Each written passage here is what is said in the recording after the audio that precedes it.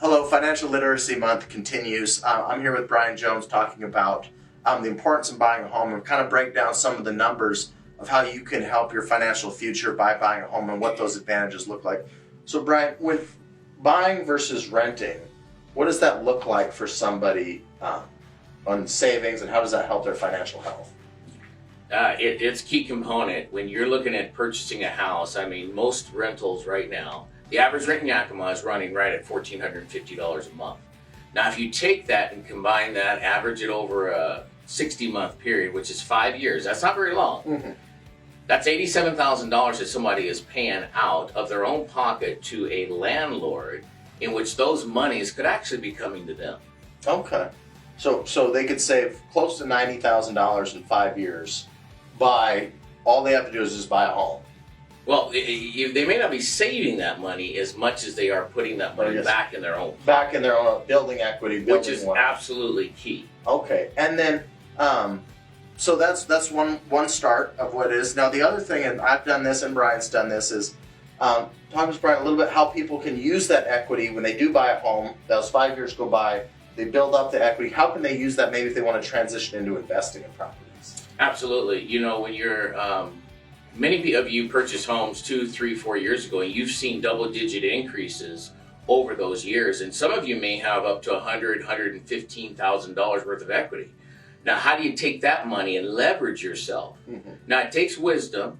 It takes know-how, how to take those funds and maybe invest them in another piece of property so that you can leverage yourself in maybe buying a rental property. Because as you know, rents are up today greater than they ever have been in Yakima, correct? Yeah, they are. And we talked about your situation and your payment right now. You're just under $1,300. Yeah, I pay just under $1,300 a month. I've lived in my house, 9 years now, I think. And that's the same type of advantage. If I was going to rent my house now, it'd probably cost $2,000. That's correct. You know, it's hard to find anywhere to rent for $1,200, which in my mind, that's a whole nother financial advantage to building wealth, to be more financially aware, to say that $800 a month or whatever it would be if I had stayed renting. Absolutely. So if you think about you taking the equity in your house and going and leveraging yourself and purchasing a new home, now you can keep that home as a rental property. And based upon your scenario being just under $1,300 with today's rate of rentals being at $2,000 for your house, you're looking at $700 a month, $8,400 a year that now you can acquire in an asset form to put towards the principal of even the home that you're purchasing now. Or you can use those funds to leverage you to go somewhere else. So the reality is when it comes to purchasing a home and developing the equity position that a home will acquire from year over year over year, it's just a smart financial move. It is. And if you have questions, some of that with whether you're using a HELOC or a refinance or how you're doing it, you can call me and ask. You can call Brian and ask.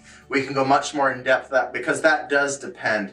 That's how I've bought rentals. That's how Brian says he's bought rentals, depending whether, like I said, it's a cash out refi, a HELOC, which way you want to go with that. Give me a call if you have questions. Give Brian a call if you have questions about what that might look like, and we would love to meet with you. Yes. And we will see you again here soon to continue Financial Literacy Month.